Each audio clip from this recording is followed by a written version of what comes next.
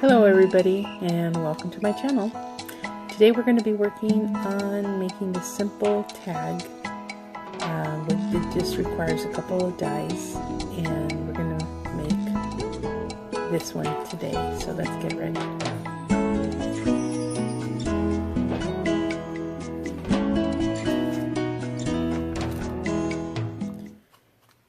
I'm going to be using this die. It's a tree die. I purchased the stamp set / die set on Michaels.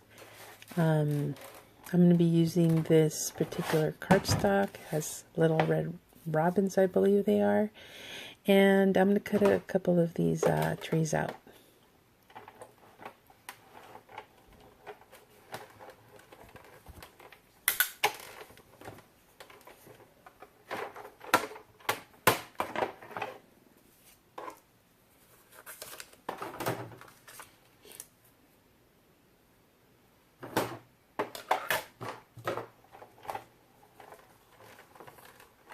So as you can see, I'm using my Cuttlebug. I've had this Cuttlebug for many years and honestly it's still going strong. I've never purchased new plates for them. I probably should because mine are really worn. But you know what? They still work fine, so I haven't really taken the step to buy a new set of plates. Right now, if I purchased a new set of plates, it would just mainly be for aesthetic reasons, because the plates that I have are working just fine. So the next step is I'm taking this Stampin' Up! Tag.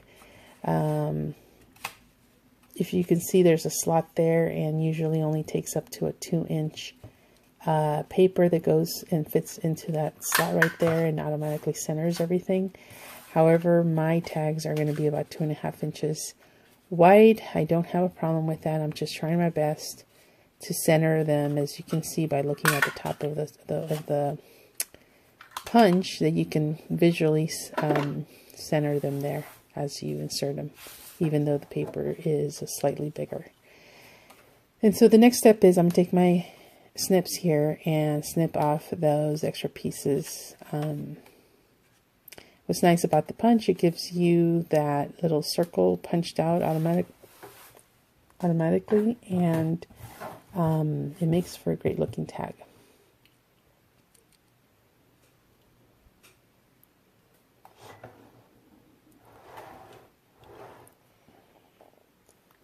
So the next step that I'm going to take is in stamping the center. I'm sorry, not the center, the sentiment. But first, as you can see, this particular tag I didn't center correctly. So what I'm going to do, instead of just scrapping the whole thing, is that I'm just going to trim it from the other side to make it even. And it's not a big deal. These tags are going to be on 2 separate gifts. No one's going to know that one is slightly thicker than the other or wider than the other. So there's no need for me to throw away this perfectly good tag. I'm just taking a generic to and from stamp, stamping that on first. I am going to emboss the sentiment, so I'm taking the embossing buddy and rubbing that on the bottom portion of the tag. I'm going to be using my stamp press. I purchased a stamp press on Michaels. I had mentioned this before, regularly priced $20. I used my 40% off coupon and I got it for about $12. So here I am setting up my sentiment. It's that sentiment I'm going to use right from the same stamp set. The stamp press is fabulous for mass producing. So when making tags or cards, it's perfect. It's even good for when you're scrapbooking, because you'll sometimes use very thick or very solid images, and a lot of the times if you want those images to be stamped correctly, you will need to stamp them more than once. And this stamp press helps with that, because you can just go back and stamp it over again, no problem. So I'm using for VersaFine blank ink. This ink usually stays wet longer than other inks, and therefore it can be used for embossing. And that's what I'm going to be doing today.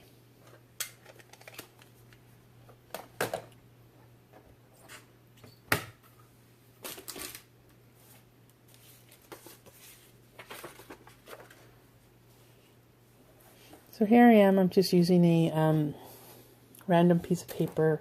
I'm going to use that paper to catch my embossing powder.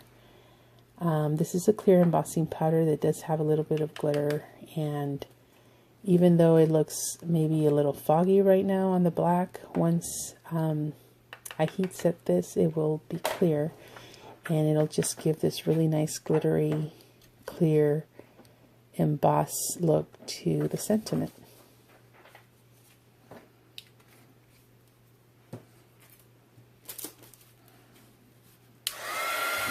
So what I try to do when I emboss anything is that I let the heat gun heat up for a few seconds before taking it to my project. It's also, when you have small pieces of paper like this one, like these stars are, it's a good idea to heat the paper from the bottom. It helps prevent excessive warping.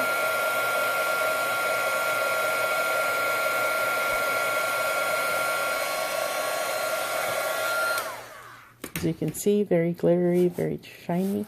It gives it that extra touch, and it just makes it look that much better.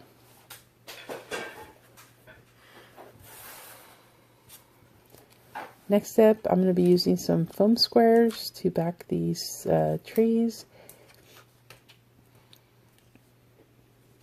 I'm only going to be using one. Don't ask me why. You can very easily use 3 of these on here if you really wanted to. But for some reason, because I knew I was going to give these tags away, I guess I was being a little bit stingy, and I only used 1 square, foam square.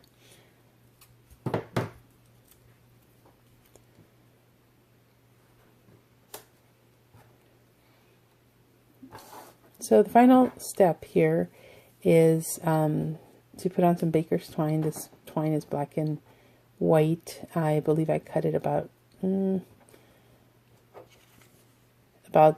inches maybe long, and so I'm just slipping that through and going on to the next tag.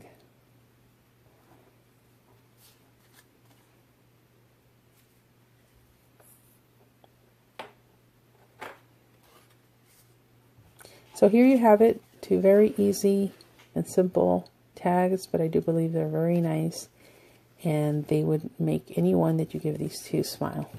So thanks for joining me, and I hope to see you here next time.